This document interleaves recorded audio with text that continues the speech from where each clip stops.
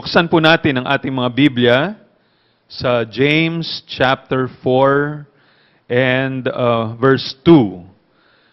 Pero basahin na natin simula sa verse 1. What causes quarrels and what causes fights among you? Is it not this, that your passions are at war within you? You desire and do not have, so you murder. You covet and cannot obtain, so you fight and quarrel. Doon na lamang po tayo titigil, sa binasa nating passage. Hindi natin tapusin yung verse 2 dahil meron po akong gustong bigyan ng diin sa umagang ito. And as I said, tututukan po natin ang verse 2 at ang title po sa pag-aaral natin ngayon is How Conflict or Violence Develops. How conflict or violence develops. Now today, gusto nating tingnan ng mas malalim itong bagay nito. How conflict or violence develops. Paano ba nagdi-develop ito? Paano nangyayari, nagsimula sa desire and then nagiging gera, nagiging battle, nagiging conflict. Paano nangyayari yon? At ito ngayon ang ipapakita ni James sa atin, how passions turn into conflicts. Well, based sa sinabi dito ni James, it begins with desire. Sabi niya, you desire. Now, the Greek word for desire, actually yung you desire is just one word in Greek. Pero yung Greek word dito, na translate na you desire, dito sa verse na to, means, pakinggan nyo ito na mabuti, to have a strong desire to do or to have someone or something. Ulitin ko. It means to have a strong desire. So pag sinabing desire, you're not just talking about I want, na parang mahina. Parang tulad sa NIV sabi, you want something? Medyo mahina yun eh. Pero pagka sinabing desire, again, ang ibig sabihin nito, it is to have a strong desire, nandun yung strong, to do or to have someone or something. Meron kang napakalakas na pagnanasa na gusto mong gawin ito, o gusto mong makuha ito, o gusto mong makuha itong taong ito. Diba? Whether yun babae, o lalaki, or something, gusto mo siyang makuha ng napakatinding desire. Okay? So, yun ang isa. Now, in Matthew chapter 5, verse 28, ginamit din itong Greek na ito, na translate na you desire, pero ang ginamit na translation doon is lust sa Matthew chapter 5 verse 28. Pero actually pareho yung Greek word doon. So yung strong desire to do or to have something or someone, pwede rin siya na i-translate na lust. It means to have a very strong sexual desire for someone. Yun naman ang ibig sabihin nitong lust. To have a very strong sexual desire for someone. So, pareho yung pinanggalingan na Greek word nitong dalawang ito, whether it is lust or to have a very strong desire. Now, ang gustong ipakita rito is, etong salitang desire na to doesn't necessarily have to be bad, yung object ng desire mo. Hindi kinakailangang masama. You may have a very strong desire for something, pero kung hindi naman masama ito, hindi pinagbabawal ng Panginoon Diyos, okay lang yun. You can have a very strong desire to honor and glorify God. Yung Greek word na ginagamit, pwedeng pareho. Okay? Pero dito sa konteksto na ating tinitingnan, sa James chapter 4 and verse 2, yung object dito ng desire, hindi yung desiring to glorify God or desiring spiritual gifts for the edification of the brethren. Hindi yun ang pinag-uusapan dito sa context na to. So, although, pwedeng i-translate in a positive way, pero kailangan lagi natin titingnan yung konteksto. So, yung konteksto rito shows na yung desire ay ginamit in a negative sense. So, yung object dito ng strong desire is something that is forbidden. No? Usually kasi, yun ang pagkakagamit din sa Bible. It is, the object of the desire is something na ipinagbabawal tulad ng siguro, eto na, kasama na dito yung lust. You desire so much yung isang babae na hindi mo naman siya asawa, no? Hindi mo pwedeng i-desire itong taong ito o isang bagay na ito. Or it could be You have a very strong desire para siguro magshabu o magmariwana. O again, no? Very strong desire. Mali din yun kasi yung object nun ay pinagbabawal. Or it could be you have an intense or selfish desire for money, for power. O di mali na naman, no? Kasi intense desire mo para sa sarili mo lang, para maging magaling ka, para maging mayaman ka, ikaw. Oh, so mali na naman yon. Or it could be an intense desire for vengeance. You want to get even, nasaktan ka, gusto mong bumawi dun sa kanya.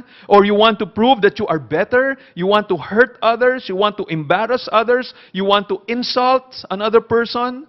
So, yun ang mga objects na mali, no? So, there is this intense desire for wrong things. So, iyan ang kasama dito sa sinasabi dito ni James na dito nagsisimula itong awayan na ito. Dito sa ganitong klaseng desire. But, let me just also say, as I said a while ago, maari din ang strong desire mo, ang object niya, hindi masama. It could be influence, hindi naman masama yun, not necessarily. It could be reputation, diba? Ayaw mo masira yung pangalan mo. It could be prestige. Pag sinabing prestige, sabi ng dictionary, it means widespread respect and admiration felt for someone or something on the basis of a perception of their achievements or quality.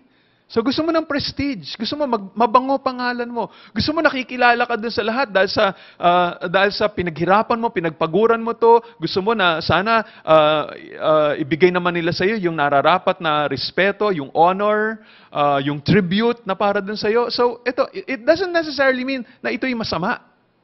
Okay? But there is a strong, very strong desire to get it, to have it. Alam niyo, pati yun, it can be wrong. Pwedeng maging mali yun. Ito sinasabi ni James dito. So, basta nandun yung very strong desire, not necessarily masama. Kahit na ito ay hindi masama, pero pag nandun yung very strong desire, it can lead to this kind of, again, hindi natin pinag-uusapan, of course, yung ultimately very strong desire to honor and glorify God. Tanggalin na natin yon. Ang pinag-uusapan lang natin dito is yung mga bagay na dito sa mundo that are not considered to be evil. As I said, no? Hindi mo naman sinasabing masama yung respect, reputation, prestige. Hindi mo naman sinasabing masama yun. That's okay. Pero pagka sa sobrang tindi ng desire mo para sa mga ito, ito na yung sinasabi ni James. Sabi nga ng Mark chapter 4 verse 19, sa turo ng Panginoong Hesus, sabi niya, "But the cares of the world and the deceitfulness of riches and the desires for other things." Hindi sinabi ni Jesus na, "and the desire for evil things." Sabi niya, "and the desire for other things enter in and choke the word and it proves unfruitful." Yung salitang desire dito is the same Greek word na ginamit dito sa James chapter 4 verse 2. So, desire for other things, not necessarily bad things. Pero yung sa sobrang desire mo, na makuha mo, for example, yung prestige, maging maayos ang reputation mo, yung influence mo, no? Minsan kahit na mukhang maganda pa yon, and yet that can be something that will destroy the Word of God. They can be like thorns that will choke the Word of God and you will not grow spiritually. You will not bear fruit. So, yun yung pinapakitang desire dito. So, yun yung unang step. It begins with that intense desire. And then, pangalawa, someone or something stands in the way of getting what you desire. Merong isang bagay o merong isang tao na nagpipigil para makuha mo yung desire na yon. Kaya sabi ni James, you desire and do not have. Masyadong matindi yung desire mo, pero hindi mo nakuha eh. May tao o may bagay na naghahadlang doon. And then, ikatlo na sa prosesong ito, now, you want to eliminate the person who stands in the way of your obtaining yung fulfillment ng desire na yon. Okay? So, you want to eliminate the person who stands in your way. Gusto mong ma-eliminate yan, gusto mong matanggal yon. Kaya sabi ni James, you desire, yun yung unang step, and you do not have, yun yung ikalawa, and then ikatlo, so you murder. So yun ngayon na naging resulta. Diba? Matinding desire, hindi mo makuha dahil may naghahadlang na tao o bagay para makuha mo yon, and so nagiging resulta nito, conflict, violence, murder. So yun yung sinasabi rito. Okay? Pakinggan niyo sinabi ni William Barclay. Ang ganda ng mga sinabi niya patungkol rito. Sabi niya, the steps of the process are simple and terrible. Sabi niya, simple lang yung proseso kung paanong itong desire na ito nagiging violence o nagiging conflict. Sabi niya, it is simple but it is terrible. A man allows himself to desire something. So yun, nagdi-desire siya ng isang bagay. That thing begins to dominate his thoughts. Yung bagay na yun na kanyang ginusto, talagang nagkokontrol na ng kanyang isipan.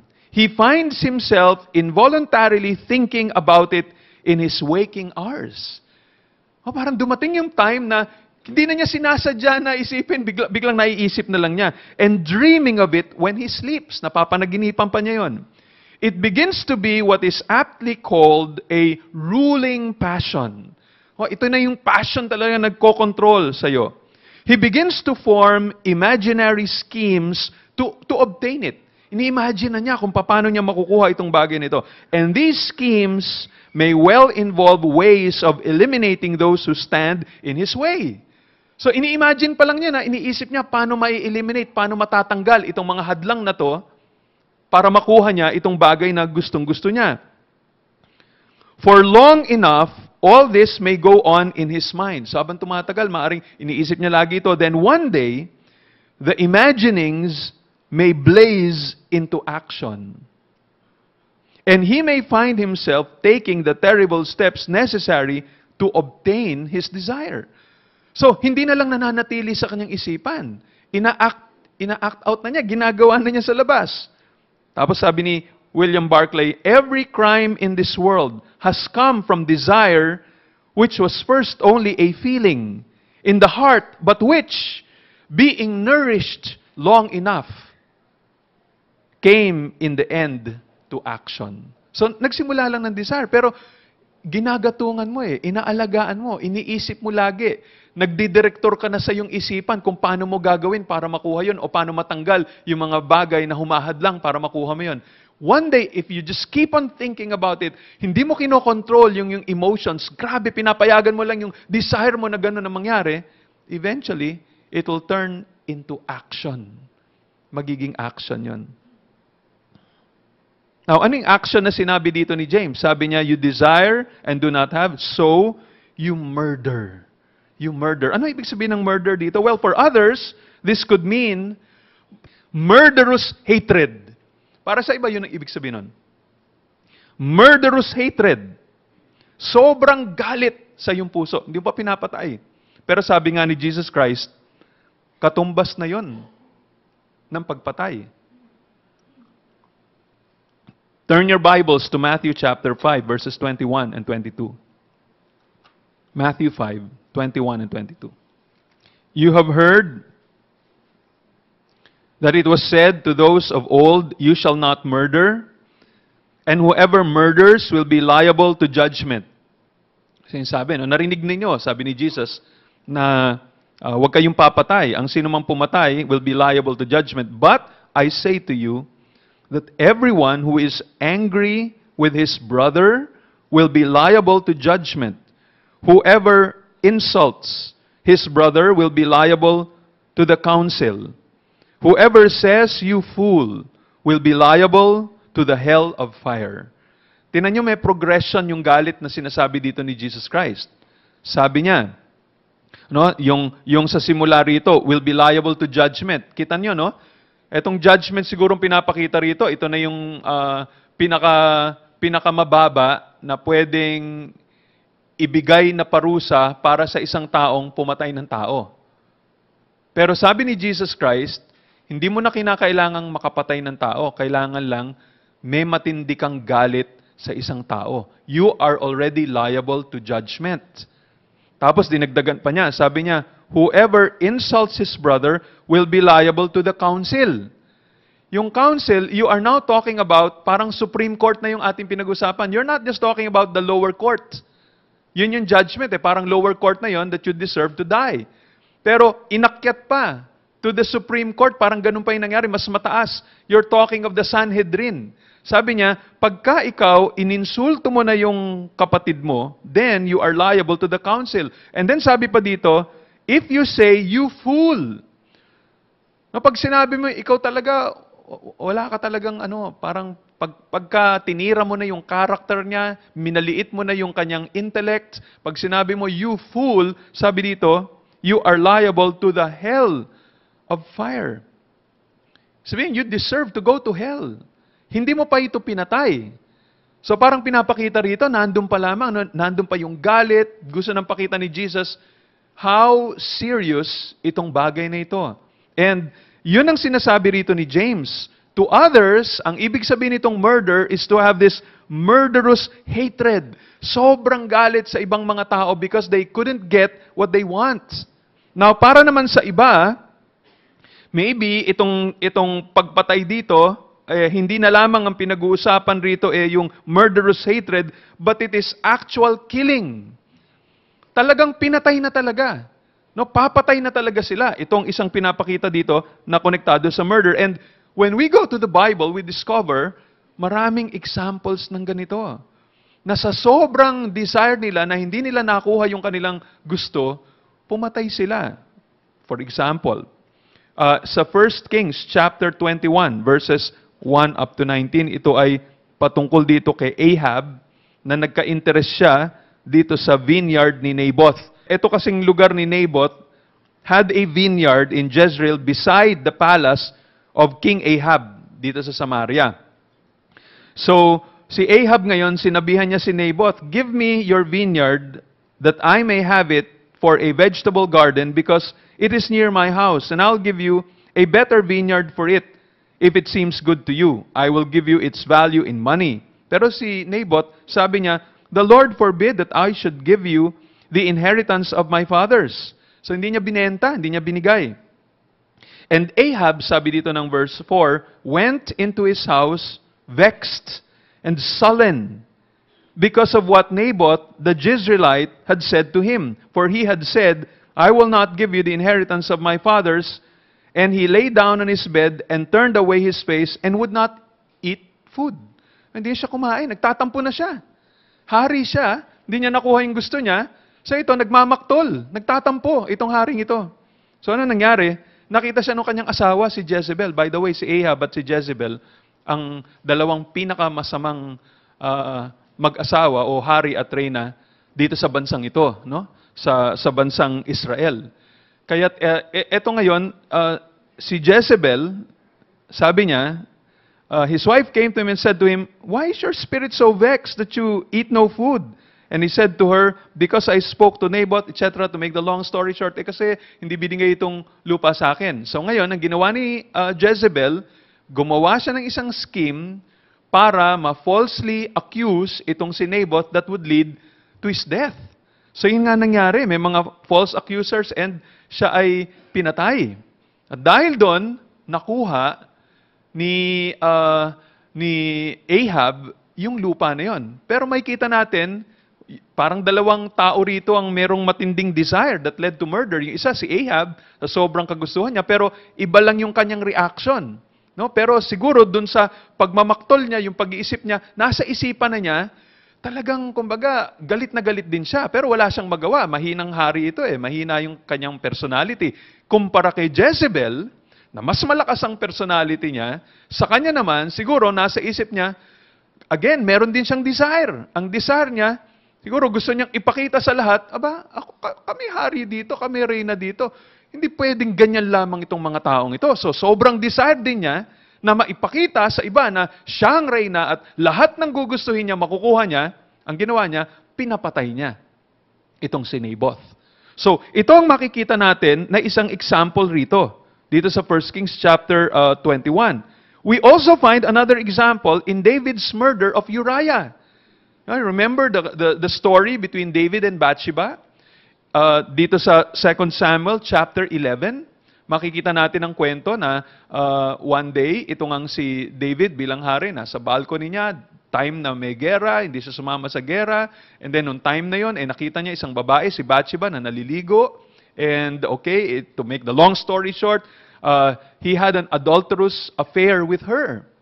And then, sinabi ni Bathsheba, nabuntisan ako. So ngayon, sa sobrang desire ni David na pagtakpan yung kanyang nagawang kasalanan. So anong kanyang ginawa? Pinatawag niya yung asawa ni Bathsheba na si Uriah, hoping na si Uriah uuwi doon sa kanyang bahay para magkaroon ng intimacy with his wife. Ito yung panahon na kasama siya doon sa gera na yon.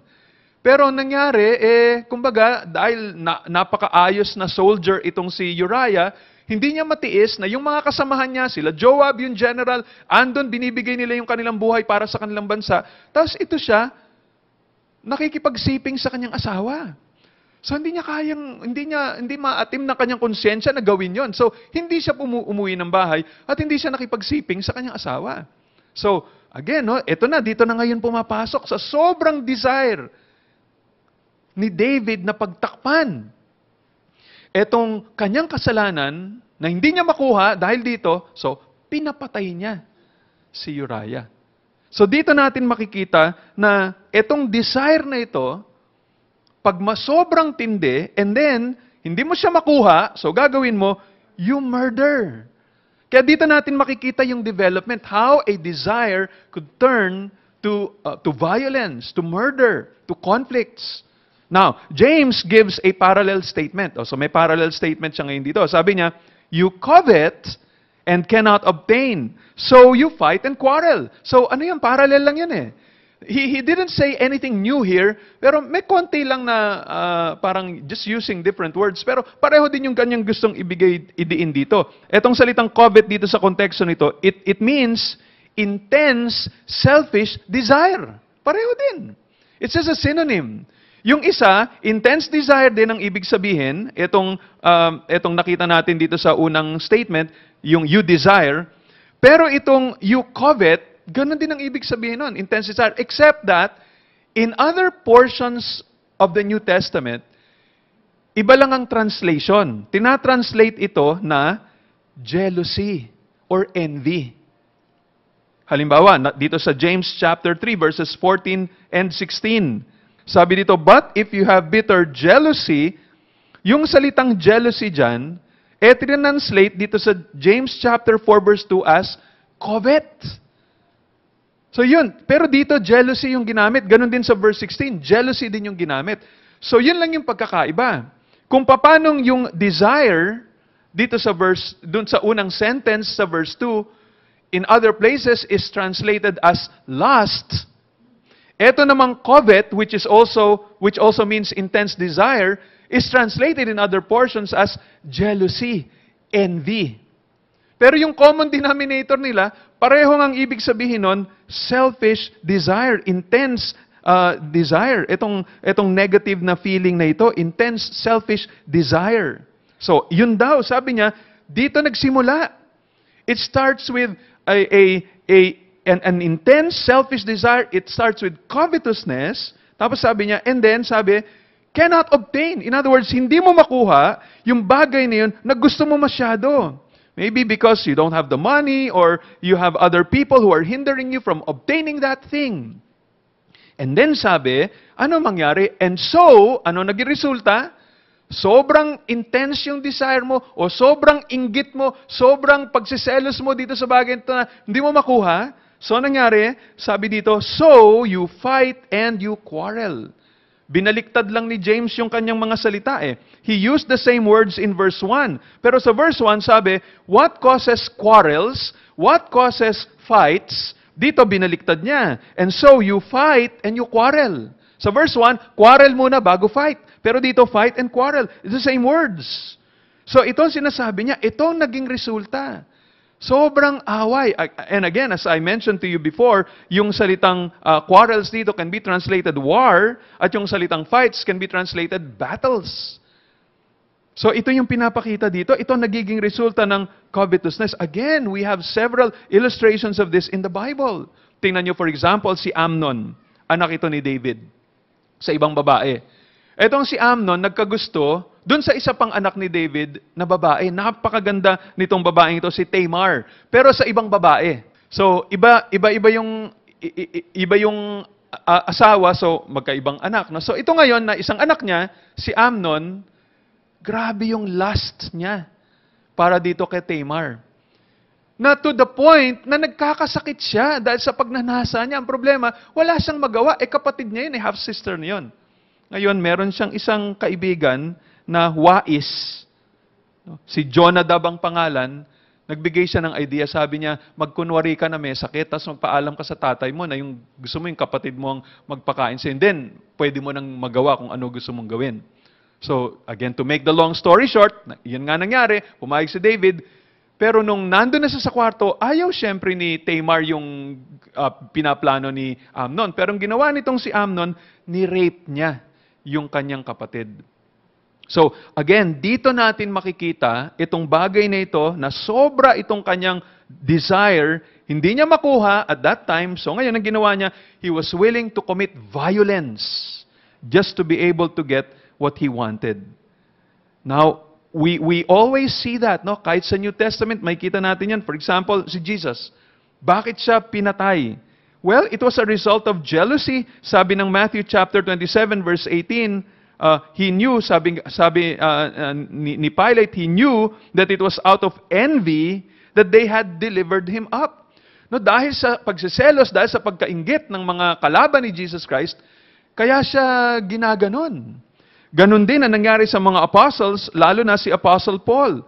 Yung mga apostles, sabi ng Acts chapter 5, verses 17 and 18, but the high priest rose up, and all who were with him, that is the party of the Sadducees, and filled with jealousy, they arrested the apostles and put them in the public prison. Kaya sila pinakulong sa sobrang inggit. Sabi ng Acts chapter 17, verse 4 and 5, and some of them were persuaded and joined Paul and Silas, as did a great many of the devout Greeks, and not a few of the leading women. But the Jews were jealous, and taking some wicked men of the rabble, they formed a mob, set the city in an uproar, and attacked the house of Jason, seeking to bring them out to the crowd. So again, bunga ito ng sobrang inggit. Dahil successful yung ministry ni Apostle Paul at ng iba pang mga apostles, sa inggit nitong mga kaaway nila, yun, pinakukulong sila, binubugbog sila, sinasaktan sila, pinapatay sila. Turn to another one. Ito, very interesting din ito. Look at Luke chapter 12, verses 13 up to 15.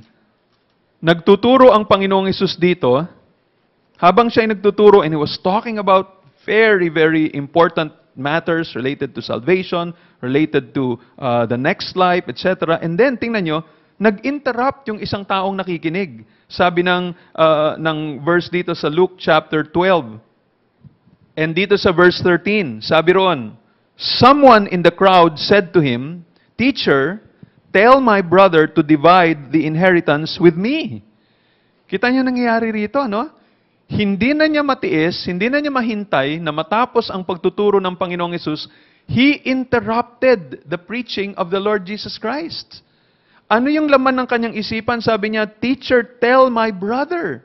Inuutusan niya ang Panginoong Hesus. Gusto niya makialam na ang Panginoong Hesus. Sabi niya, sabihan mo, Lord, yung aking kapatid to divide the inheritance with me. Ano nangyari rito? Merong covetousness sa kanyang puso. Kung titingnan natin externally, parang isipin natin, siguro may injustice na nangyari rito. Baka namatay na yung kanilang tatay, tapos may pinamanang lupa, and then, yung isa, yung kuya niya siguro, yung kanyang kapatid, siguro mayaman na nga siya, o maayos na yung kanyang kalagayan, tapos siya, hindi ganun kaayos yung kanyang kalagayan, baka marami pa siyang mga anak, and then, pagdating nung division ng lupa, parang kahit na 50-50 yon, o kaya baka mas lamang pa doon sa kanyang kuya, ang feeling niya, pambihira, unfair naman ito. Okay, so desire niya, dapat siguro mas malaki bigay sa aking lupa, mas may dinadaanan ako rito, mas marami akong anak, mas hirap kami rito eh. Si kuya nga, okay na nga yung kanyang buhay dyan eh. So ganun ngayon ang kanyang nararamdaman. So masama yung kanyang loob. Okay, now kung titingnan natin externally, this is just a problem of parang injustice, unfairness. But, tingnan niyo sabi ni Jesus Christ, as He really saw kung ano yung problemang dinadaanan nila, o dinadaanan nitong taong ito. Sabi niya, sabi ni Jesus in verse 14, He said to him, Man, Who made me a judge or arbiter over you? And he said to them, take care and be on your guard against all covetousness, for one's life does not consist in the abundance of his possessions. Anong problema? Ang problema pala nitong taong ito, meron siyang covetousness. Ang kanyang inasa isipan, kung makukuha ko lang itong kayamanan na ito, magiging masaya na ako. Sabi ni Jesus Christ, a man's life does not consist in the abundance of his possessions. Hindi dahil limpak-limpak na salapi ang meron sa iyo, hindi dahil marami kang pera sa bangko, hindi dahil marami kang bahay, marami kang sasakyan, marami kang lupa, ibig sabihin yun ang totoong buhay.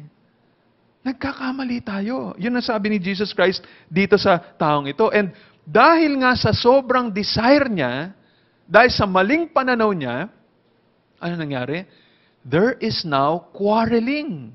There is now fighting. Hindi ako magugulat na inaaway niya yung kanyang kapatid. Hindi na sila nag-uusap. Magkalaban na sila. And so ito ang sinasabi rito ni James. You covet and cannot obtain, so you fight and quarrel. Meron kang bagay na gusto. Hindi mo makuha yon, may humahad lang sa'yo, so ginagawa mo, inaaway mo na yung ibang mga tao. So ito ang kung paano nagde-develop ang desire into conflict and into wars. No, sa sobra mong pag-iisip, dahil sa sinful nature natin, madalas hindi na lamang murderous hatred yung mangyari sa iyo, talagang gagawa ka pa ng paraan para patayin yung tao na yun. And again, kung iisipin natin yung mga nangyayari sa ating buhay, yung mga conflicts na hinaharap natin, kung talagang magiging honest lang tayo, magiging humble tayo, makikita natin, meron siyang connection doon. Either one of the parties na involved doon o pareho sila, ito yung problema. There is a desire, there is covetousness, they cannot get what they want, and so they fight, they quarrel, there is murderous hatred. Yan. Either magpatayan pa sila. Now, at this point, I want to share with you etong sinulat ni Ken Sande. Actually, I did change some words, pero marami kay Ken Sande. Mula dun sa kanyang librong The Peacemaker, a biblical, or siya yung author ng The Peacemaker, a Biblical Guide to Resolving Personal Conflict. Ang ganda nung kanyang paliwanag dito kung paano yung desire nagiging murderous, nagkakaroon ng conflict, nagkakaroon ng away. Pakinggan nyo. Sabi niya, some desires are inherently wrong. Vengeance, lust, or greed. But many desires are not wrong in and of themselves. Desiring things like respect, honor, a loving employer, respectful children or students, a faster computer, professional success, or a successful career, these are good things. It is fine to want them and seek them in reasonable ways. Now, okay na makuha mo yun, basta in reasonable ways.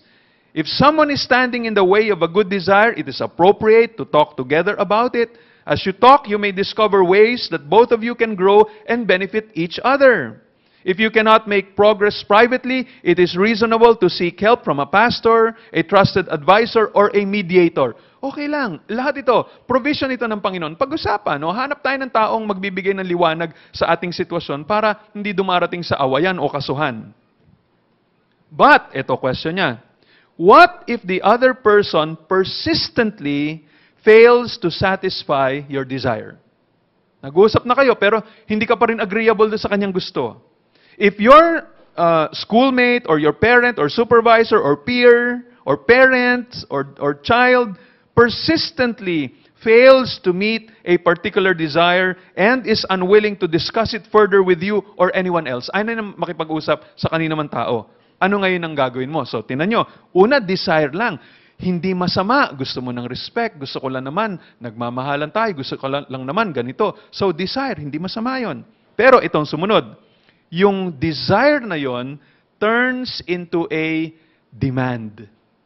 Sabi niya, unmet desires have the potential of working themselves deeper and deeper into our hearts. This is especially true when we come to see a desire as something we need or deserve. and therefore must have in order to be happy or fulfilled. No, pag yung desire na yun, sinabi mo, kailangan makuha ko to. I deserve this. Kaya, kung hindi ko to makukuha, hindi ako magiging masaya. Yung, pag pumasok na yun sa iyong isipan, diyan na magkakaproblema. Now, maraming paraan to justify or legitimize a desire. Pakinggan niyo itong suggestions niya. Sabi niya, sasabihin daw ng isang tao, I work hard all week. Don't I deserve a little peace and quiet when I come home? Grabe, pagod na pagod ako isang linggo nagtrabaho. Dapat naman pagdating ko dito sa bahay, may kapayapaan dito. O may kaayusan. Or, God has made me the pastor of this church, so people should respect and support me. Hindi masama yun. O, sinasabi mo lang, pero mamaya may mapapansin kayo dito. O kaya, sabihin ng isa, He's my leader, so He should visit me faithfully whether at home or when I'm okay or in the hospital when I'm sick. Pastor siya dapat bisitahin niya ako. Or, I've worked harder than anyone else on this project. I deserve the promotion. Dapat ako i-promote. Ako nagpagod dito Or, I fulfilled my part of the contract and deserve to be paid. Inayos ko itong kontrata. Pinag-usapan namin ganito. Ba't kulang itong bayad na ito? There is an element of validity in each of these statements. Okay naman yun. Wala namang masama kung isipin nyo yung statements na yun. The trouble is, sabi ni Ken Sande, is that if these legitimate desires are not met, we can find ourselves in a vicious cycle. The more we want something, the more we think we need and deserve it. And the more we think we are entitled to something, the more convinced we are that we cannot be happy and secure without it. Yan ang nagiging problema. Pagka lagi mo na siyang iniisip at iniisip mo, I deserve this. Kailangan makuha ko to. Karapatan kong makuha ito. So pag hindi mo makuha yon at lagi mo iniisip na karapat-dapat nga, darating yung time na may isip mo na kaya ako hindi nagiging masaya kasi hindi ko to nakukuha. Hanggat hindi ko to nakukuha, I will never be happy, I will never be at peace. Okay, when we see something, sabi ni Ken Sande, as being essential to our fulfillment and well-being, it moves from being a desire to a demand. No, pag sinabi na natin sa ating sarili, kailangan kong makuha ito, kung hindi, hindi ako magiging masaya. Kung hindi ko ito makuha, mamamatay ako. Yung ganong klaseng mga statement na. Dun na, desire becomes a demand. Pag sinabi niyang, if it evolves from, I wish I could have this, into, I must have this. Noon sinasabi mo, I wish sana ganito, sana ganito. Pero pagka nag-evolve na yan at sinabi mo, I must have this. Imbis na sana lang, sabi mo, dapat makuha ko na ito. This is where trouble sets in. Even if the initial desire was not inherently wrong, it has grown so strong that it begins to control our thoughts and behavior. In biblical terms, it has become an idol. Pag naging idol na yung desire mo. Madalas iniisip natin, pag sinabing idol, it is a statue or wood or stone or metal worshipped by pagan people. But the concept of idolatry is even larger than that. An idol is anything apart from God that we depend on to be happy, fulfilled, or secure. No, ang isang idol ay anumang bagay na pinagpalit natin sa Panginoong Diyos. Dapat kasi, sa Panginoon Diyos natin makikita yung ating kaligayahan. Sa Diyos natin makikita yung ating motivation. Sa Panginoon, ang Panginoon Diyos ang ating pinagkakatiwalaan, siya ang ating kinakatakutan, siya ang ating pinagsisilbihan, siya ang ating joy, siya lahat para sa ating buhay. So, kung may mga bagay na hindi natin makuha dito sa mundo, sabihin natin, Lord, okay lang, ikaw naman ang aking kaligayahan So, walang problema. Kunyari, talagang gusto mo to, and then later on, nagsarado yung pintuan. Lord, okay lang po. Kayo naman Sa inyo ako nakatingin. Hindi ako nakatingin sa bagay na ito. Hindi ako mamamatay dahil hindi ko makuha itong bagay na ito. Kundi sa iyo, sinarado mo yung pinto. Kung kamatayan ang gusto mo para sa akin, mas iibigin ko pang mamatay kaysa mabuhay na gumagawa ng bagay na kontra sa inyong kalooban. Kung yun ang gusto mo, Panginoon, remember, it is my joy to do your will. If it is your will for me to die, kaysa magnakaw, kaysa pumatay ng tao, kaysa gawin ito, para lang mabuhay ako, hindi ko gagawin yun, Lord. Hindi ko yun idol. Ikaw ang aking Diyos. Okay, so anumang bagay na pinagpalit mo sa Panginoon at sabi mo, Lord, hindi mo mabibigay itong joy ko. Hindi mo mabibigay yung motivation sa akin. Makukuha ko lamang ito pag nakuha ko itong bagong computer na to. Pag nakakuha ko nitong bagong iPad na to.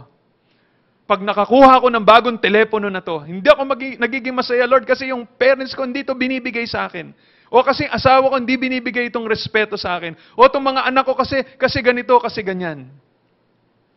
Okay? Pag sinabi mo na iyon ang bagay na makakapagbigay ng kaligayahan sa iyo, contentment sa iyo, satisfaction sa iyo, motivation sa iyo, nawala na ang Panginoong Diyos. It can be your son, tulad na nangyari kay David. Si David, si Absalom nang naging parang idol niya. Hindi niya na-realize, ang labo na yung pamumuno niya sa bansa, na pinagalitan pa siya na kanyang general na si Joab. Sabi niya, ano pa ba? Mas mahal mo pa ba yung anak mong siya nagrebelde? Binigay na nga namin ang buhay namin para sa iyo, para matanggal lang itong si Absalom dito sa ano. Tapos ngayon, eto, parang pinapakita mo, parang kami pa may kasalanan na. So parang minsan ganun nangyari. It could be your son, it could be your daughter, it could be your wife, it could be your husband, it could be your grandparents, it could be any person, it could be something, it could be someone.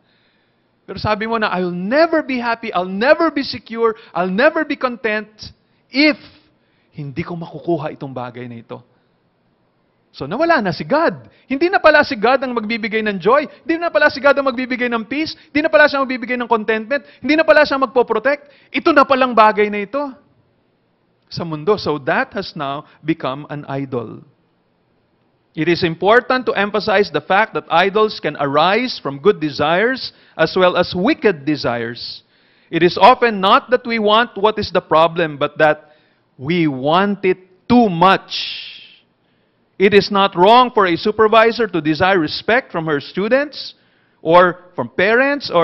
These are good desires, but if they turn into demands that must be met in order for us to be satisfied and fulfilled, they can lead to bitterness, resentment, or self-pity that can destroy relationships.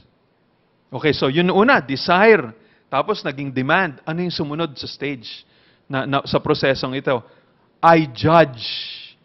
Una, I desire. Sabi mo lang una, I wish. Later on, I demand na ibigay mo to sa akin. So naging demand. And then now, I judge. Idolatrous demands usually lead us to judge other people. When they fail to satisfy our desires and live up to our expectations, we criticize and condemn in our hearts, if not with our words. In doing so, we have doubled our idolatry problem. Not only have we let an idolatrous desire rule our hearts, but we have also set ourselves up as judging mini-gods. No, dahil ayun idol mo na yun. Yung isang bagay na yun, idol mo na. So gusto mo, dapat lahat mag-sacrifice din sa idol ko. Dapat ibigay din nila sa idol ko itong bagay na gusto ng idol ko. Parang kumbaga yung mga idols dun sa Old Testament, tulad ni Molech, binibigay nila yung kanilang baby dun sa idol na yon, kahit na masunog yung baby niya, mamatay, para masatisfy yung God na yon sa kanilang isipan. And that's what you're also thinking. Iniisip mo, these people must offer their sacrifice to my God. Dito sa desire ko, kailangan ibigay nila ito. If not, then I will judge them. Siguro may feeling siya of superiority or indignation, condemnation, bitterness, resentment. Iniisip niya na yung motive ng iba. So, anong ginawa niya? He's now playing God. Parang feeling niya, pwede ko nang husgahan itong mga taong ito because they do not do or they do not give dito sa idol ko, yung gusto ng aking idol. Okay, now, what's the next? Pagkatapos nitong judgment na ito, I punish. So, I desire, I demand, I judge. Now, I punish. Idols always demand sacrifices.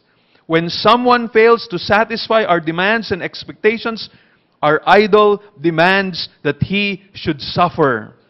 Whether deliberately or unconsciously, we will find ways to hurt or punish people so that they will give in to our desires.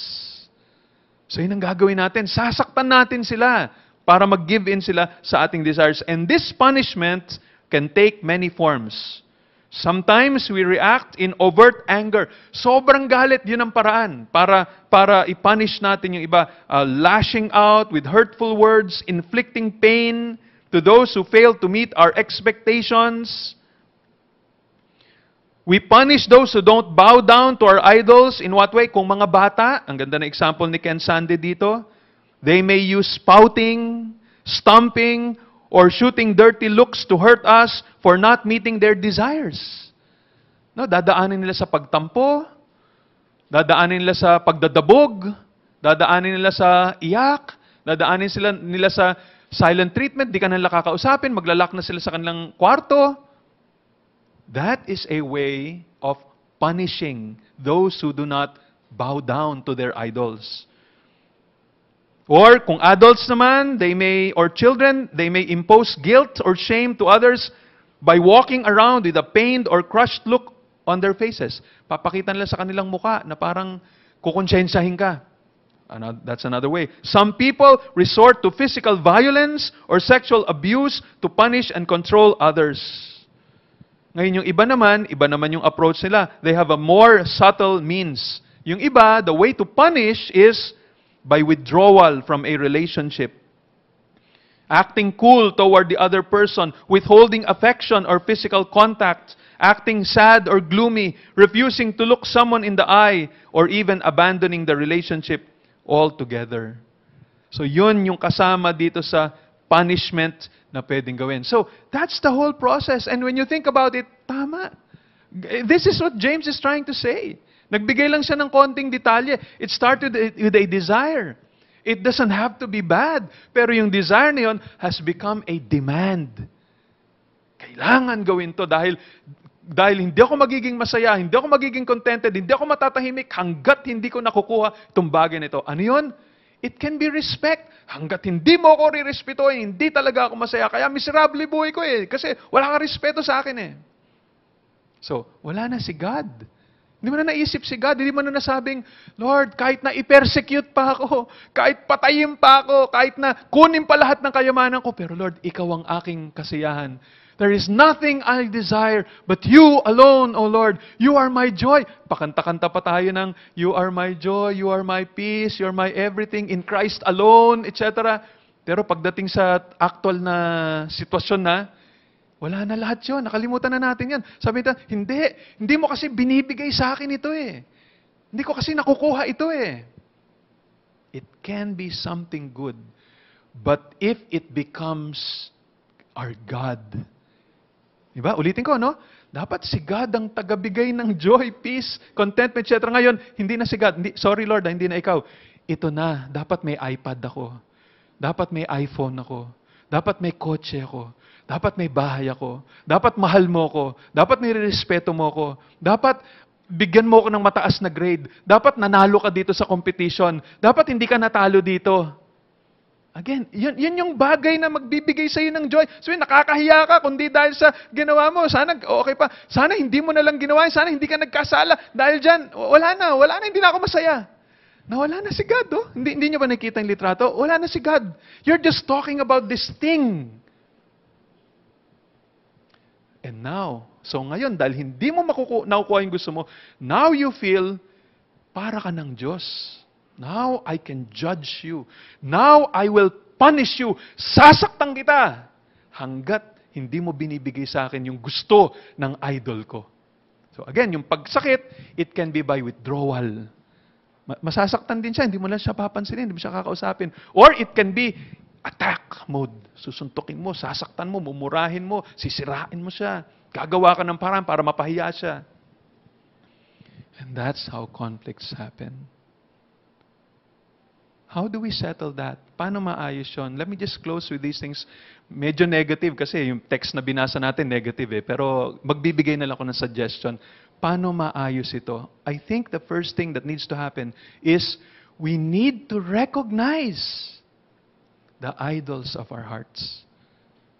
When there is conflict that is happening, pag may conflict na nangyari sa ating kalagitnaan, pag meron ng awayan, napapansin na natin na nagkakasakitan na tayo, nagtatampuhan na tayo, kailangan, sandali mo, matras ka muna, sabihin mo, teka muna, bakit ba nangyari ito sa atin?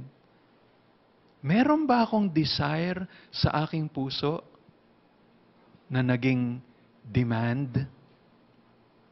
At itong demand na ito, naging idol na ba ito ng puso ko? Inisip, nakalimutan ko na ba ang Diyos dito? Nakalimutan ko na ba sa Kanya ko hanapin to? Willing na akong pumatay, willing na akong manakit ng kapwa para lang makuha ko itong bagay nito. Gusto kong mag-submit sila, mag-offer ng sacrifice sa idol ko. I think that's the first thing you need to do. We need to pause, we need to reflect, we need to think about what's happening into our hearts.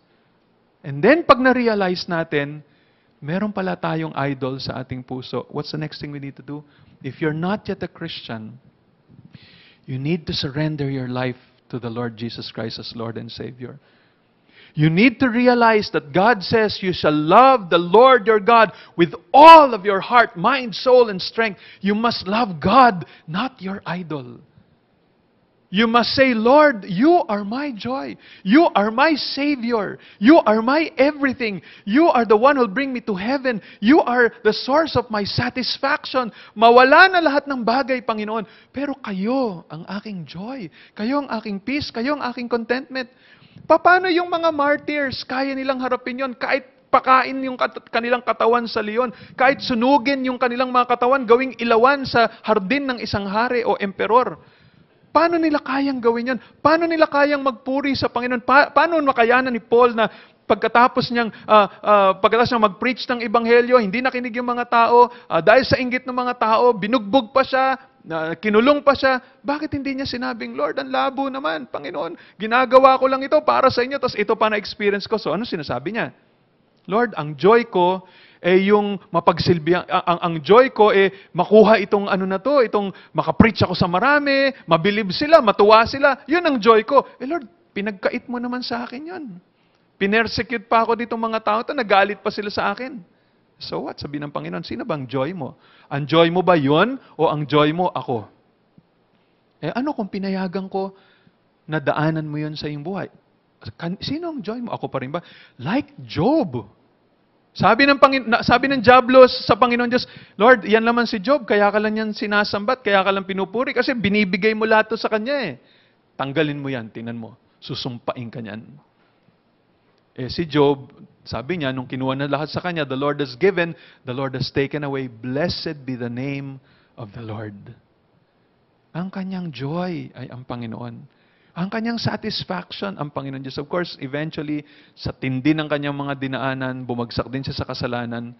Pero at that point, bago ng mga bagay na yan, okay si Job. And it's the same thing with all of us. Kung magkakaroon ng solusyon, itong conflicts, quarrelings, fightings dito sa atin, we need to get rid of the idols of our hearts. We need to come to the Lord. We need to surrender our lives to Jesus. And when the Lord Jesus changes our hearts, and then, ano na magagawa natin pagka yun na nangyari? Then we can start to really fear God, love God, trust God, and delight in God. If you're an unbeliever, that's what you need to do. And if you're a Christian, well, we need to repent of our sins and to remember again, oo nga, no? Hindi pala itong bagay na ito, itong idol na ito, magbibigay sa akin ng kasiyahan, security, joy, peace. Ang Panginoon Diyos lang. And we need to repent. We need to come to Jesus.